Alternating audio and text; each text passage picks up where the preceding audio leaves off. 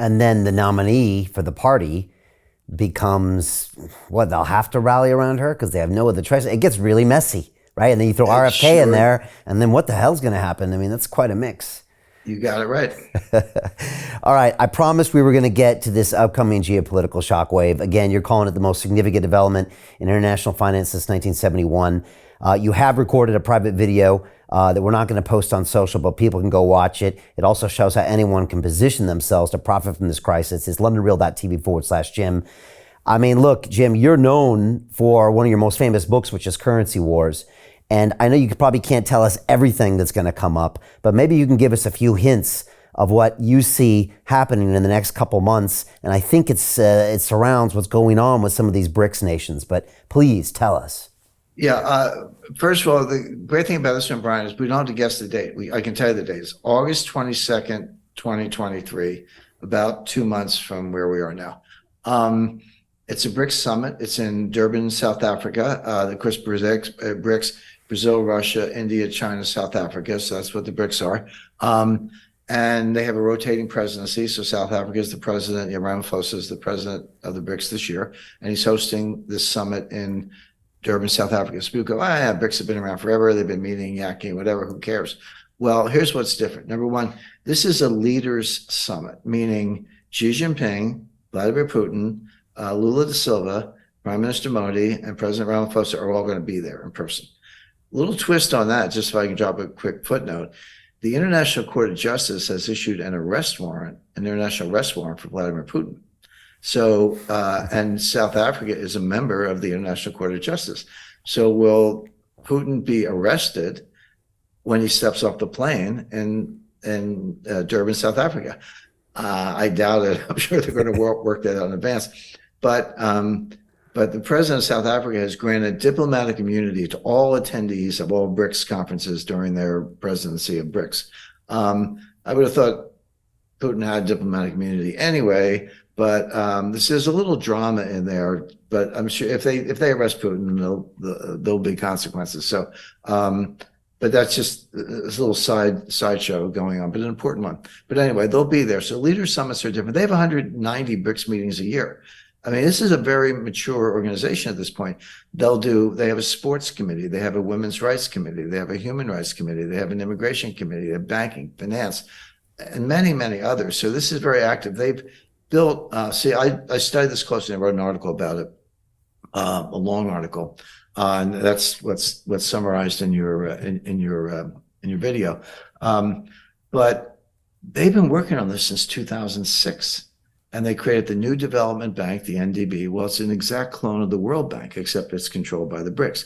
Then they created something called the Contingency Reserve Asset, which is an exact clone of the IMF. It's a swing lender, so you're running a balance of payments deficit. You got to run on the bank. Your currency's under attack. They can give you billions of dollars in loans until you can make some policy changes and then kind of prop it up. But that's why the IMF was invented, and that's what this is. So they've cloned the World Bank, they've cloned the IMF, they've got all these committees, they've been meeting for 17 years at this point, and now they're ready to unveil. Again, this will be the biggest shock in the international monetary system since 1971, when Richard Nixon suspended redemptions of dollars for gold among our trading partners. That was the shock, of course. But that's the kind of magnitude we're looking at. What the BRICS are going to do, they're going to unveil a new currency. Now, I've always poured cold water on the Chinese yuan is going to be the reserve currency, and the Russian ruble is going to be. I've always poured cold water on that. I've absolutely not. That's not going to happen. But a new currency, you're starting with a clean slate, and there's something else going on, which is just at the beginning of June 2nd and 3rd, there was another BRICS meeting. This was in Cape Town, again, South Africa, they're the host. These were the foreign ministers. So Sergei Lavrov was there and the other foreign ministers of the BRICS. And what they were doing was looking at the wait list. So BRICS, 5 countries, but they have a 17-country wait list, including 6 other countries that have applied for membership. They said, let us in. And 23 in total, 6 have applied, and 17 have expressed interest. Well, who's in that group? Turkey, Saudi Arabia, Argentina, Iran, these are important countries, like them or hate them, but they're big economies. I just want to alert everyone to an important video that you've just recorded that will not be available to the public. Here, you discuss the upcoming geopolitical shockwave of what you call the most significant development in international finance since 1971. But then you explain how anyone can position themselves to profit from this crisis. Our viewers can access that video at londonreal.tv/Jim, and I highly recommend that everyone go watch that immediately after our conversation. Collectively, we're looking at more than 50% of global GDP, about 40% of global population, I think about 40% of the global land mass, because you got Russia and China in there, two of the 5 biggest countries in the world. 2 of the 3 biggest nuclear powers, including the biggest nuclear power, which is Russia. Throw Saudi Arabia in the mix, you got 2 of the 3 biggest energy producers, Saudi Arabia and Russia, et cetera. And the Indian population is surpassing the Chinese population as we speak, at 1.4 billion. So this is not some, rinky-dink group of the third world countries or whatever. It's not, Colombia and Syria, whatever. This is half the world or more in terms of population, resources, military capacity, land mass, and wealth and output. So, but if you expand the list to all the other countries I described, so now they're calling it BRICS Plus, but this could be by the end of August, they admit these other members, it could be 11 countries, and again, on its way to 20 or more. They're going to unveil a new currency. I don't know what it's called. I call it the BRICS as a working title, but maybe they'll take Bancor, which is what John Maynard Keynes did in 1944. Whatever they call it, it doesn't matter. It's a new currency. But this will start to look like the European monetary zone. This will start to look like the euro. So, Germany, France, and Italy, they're all different countries, and they have different bond marks, but they have the same currency.